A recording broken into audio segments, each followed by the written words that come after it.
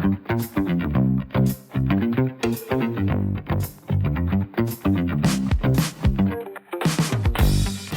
everyone, I'm your host Neha and you're tuned into Durian Dreaming, the show that brings you extraordinary stories from seemingly ordinary experiences in Indonesia's fast-paced market. Let's dive into today's conversation with another inspiring guest. Hi everyone. Today we are diving into a topic central to Indonesian households, or let's just say globally, nutrition. Joining us is Ali Abbas, the mind behind some of Nestle Indonesia's most beloved dairy and infant nutrition brands, like Dan Cow. Ali offers a unique perspective, having worked in Vietnam before moving to Indonesia. Coming from New York to Southeast Asia was a big change, but his experience in Ho Chi Minh City helped him connect with the region's spirit. So stick around, Ali's got great stories and lessons to share. Welcome, Ali, to Durian Dreaming. We are very Hello, excited Neha. to have you with Happy us. to be here. Happy to be at Durian Dreaming. Ali, with recent uncertainties around government policies, like the recent elections that happened, and the shift in the policy direction that often follows, then around some subsidies and taxes seems to be putting pressure on shoppers. Now, how has this impacted growth in the food and beverage categories? And do you see signs of this getting stabilized ahead? Yeah, according to the data that we have, of course, Indonesian economy is quite sound and stable in medium term and in long term. However, recently there are some uncertainties due to policy directions like where the government will be spending money, what they will be subsidizing, what subsidies they will be taking back, how the consumer taxes will evolve. So these kind of things have brought some uncertainty, and that is putting some added pressure on people at large and shoppers in particular. So the categories in food and beverage and also other consumer goods are quite muted in their growth in last several months, and more so from the middle of last year. And we can see that pressure in almost all the categories that we play in. But we're hoping for things to stabilize in coming months. Okay. You talked about how most of these factors have muted growth for most of the brands. The Indonesia's middle class hasn't been growing as fast as before. With higher living cost, people are being more mindful about how they spend. They're looking for deals, they're switching to local brands, or just cutting back altogether. How is this changing what people buy, especially in categories like dairy and baby nutrition? I can say Indonesian consumer is the most mainstream in their choices than many countries I know. Now, what really differentiates Indonesian consumer is not the purchasing power. It is the value perception. Now, Indonesian consumer has more purchasing power than many other countries I know of. But at the same time, they buy economy and mainstream in a much larger proportion than other things, because they are happy with the value that they get at smaller price points. And this has been one of the key opportunities and challenges for a lot of companies. So that's where we are. Now, on top of that, with some uncertainties in the policy framework and some inflationary pressures, that economy shopper or mainstream shopper is becoming even bigger. And there is a lot more downgrading of premium brands to mainstream brands, and also downgrading from bigger pack sizes to medium and smaller pack sizes. So there are some pressures on top of a fundamental truth of Indonesian shopper. So do you think the growing trend towards healthier options like, high protein milk, organic baby formula, and vitamin-enriched dairy, is this genuine, or are people really reading labels and choosing healthier products, or is it more driven by social media buzz? Yeah, so we do a lot of consumer work all year round. There is a big gap between reality and perception, and then there is also a big gap between the will and action. for different reasons. So the gap between the reality and perception is driven mostly by lack of knowledge or misunderstanding of what is healthy. Because a lot of times they look at labels, but what they understand or make out of it is not scientifically, let's say, true. That's their belief, which is quite simple. And the gap between will and action then comes from affordability, because generally speaking, these healthier products are more expensive. So then the action can be towards more economy versus, at the last minute when you really want to buy and healthy, which is 20% more expensive, and slightly maybe less healthy, but good enough, which is cheaper. So there is a trade-off there. So, overall, yes, there is a will, there is a trend. However, the reality and the actions are not always in the same direction. Okay. Even marketing baby formula is tricky. I understand with so many rules and restrictions. Indonesia follows WHO guidelines, which means you can't just throw ads everywhere.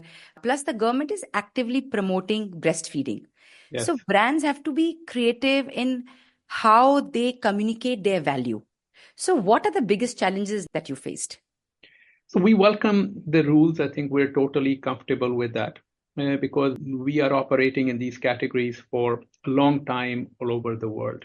Now, where the challenge is in the level playing field of how different companies are applying those rules. Now, some are quite to the dot, and the others are borderline non-compliant. So this non-level playing field makes it difficult for global companies to operate or to compete. We always chose for selling less and be compliant because we're looking at not the local country, but how the company will be perceived worldwide in terms of its compliance practices. So I would say we are comfortable with it, but we're not always happy with how companies are operating in different countries. Right. And how? Because Indonesian parents have a lot of traditional beliefs about feeding kids. How do you work around that in marketing? Yeah, so we don't fight the local beliefs. In fact, what we try to do is that if we can incorporate traditional beliefs into either our recipes or in the feeding suggestions, unless the local belief is totally contrary to a scientific studies, and there are cases like that. And in those situations, what we try to do is to softly educate, because changing behaviors is also our responsibility. We are in food and beverage. We are in empowering people in terms of making their lives better through nutrition. So it's also our responsibility. But we're not in combative mode or trying to negate, but we try to softly propagate when there is something which is in contradiction. So we adapt. We adopt and we educate, depending on what the situation is. Can you recall any example on that, like maybe some ad or some communication that may have gone out, and how did Nestle gently did not fight or did not contradict the local beliefs, but push the communication softly to the consumers? Yeah. So, for example, it's an example of Vietnam, because in my previous role I was in Vietnam. We had dairy products, and in Asia, in China also, and in Chinese inspired traditions, this bird's nest. This bird nest or bird saliva is considered as highly nutritious product. You can find bird nest soup. You find a lot of products with bird nest, and it is considered as something which is quite beneficial. So there are a lot of products in the market which have contains bird nest, has this and that. So now when we compete with the properly scientifically proven nutrients or ingredients, which are vitamins, minerals, some other scientific claims, and then you fight with the bird nest, And bird nest may be good as such, but bird nest is not proven to give any benefit as such. So then, we were not negating bird nest, but what we are trying to propagate is that if you have this set of nutrients, it can deliver similar or better benefits. Because sometimes it's also about the serving size, because maybe bird nest is giving some benefit, but then you have to have 1 kg of bird nest a day, because it's also about the quantity. Whereas with a much smaller fortification of vitamins and minerals, in one serving, you can have a better immunity or better benefit. So we try to listen, to adapt, and to educate depending on the situation. Yeah, Bird's Nest I can talk about because in my previous role at Suntory, I was marketing for brand's Bird's Nest. Okay. So, we talked about a lot of benefits that Bird's Nest can do. but that line stood out when you said nothing has been proven. Because the problem is that a lot of times, even NGOs and other people, they would accept a bird nest claim from everyone in the world, but they may not accept from global companies, because then they would ask for proofs of science behind it. So I think it's also, and that's what I talked about, the level playing field also. It's also, if a global company is making a claim, it is perceived differently than any other company making. So we have to also live within our frame. Yeah. I cannot forget the role of BPOM. Actually, that also brings to my next question. How does Nestle compete with both global giants and local players like Danone, Friesland, Campina? But you also have a very strong homegrown brands like Ultra Jaya. Yeah. So what's your secret sauce or a magic formula of surviving in this diverse and unique market? Yeah, we think that it is all starting with the why we are doing what we are doing. So Nestle is a food company, and the mission of Nestle is to improve quality of life through the power of food. So at the heart of all we do is this mission, which is how can food and nutrition impact the life of people and then the life of society. So with that mission, I would say that's the secret sauce at the very beginning, why we do that. And then, of course, on top of that, it is the science behind our things. We spend more than $2 billion every year on R&D. We have R&D centers across the world in many different countries, and they're all designed to have science-based innovations in recipes and products.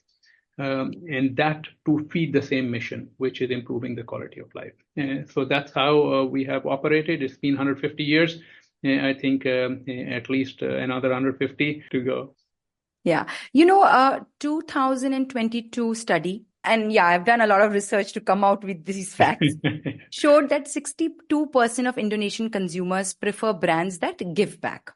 So, whether it's like supporting kids' nutrition or education or environmental efforts. So brands that show that they care for the society as well, they tend to win more loyalty. Do you think that's just a marketing trend, or does that really hold true in the Indonesian context, and to what extent? What we see is that it's true in every context.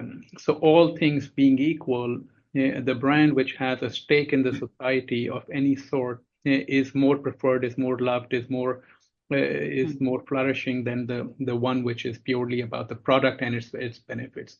For example, Dancow brand is in Indonesia for more than 100 years. So we have the responsibility and the permission to take a stake in the societal context. So what Dancow propagates is that we think mother's love is perfect, and that mother's love is to be judged not by the eyes of society, but by the eyes of the kid. So we are advocating for this perfection of mother's love for single mothers, for working mothers, for disabled mothers, and because their kid is the right judge of what they are doing for their family. So we see a lot of in social media, a lot of negative comments sometimes about working mothers, that they're not providing enough time to kids, and so on. So Dan Cow believes that the mother's love is perfect as or through the eyes of the kids. So that's one example where we take a slightly controversial view and we try to advocate. So this is one form of giving back to society. Now, the other forms can be through donations, through partnerships, and so on and so forth, which is also true. Some brands do that.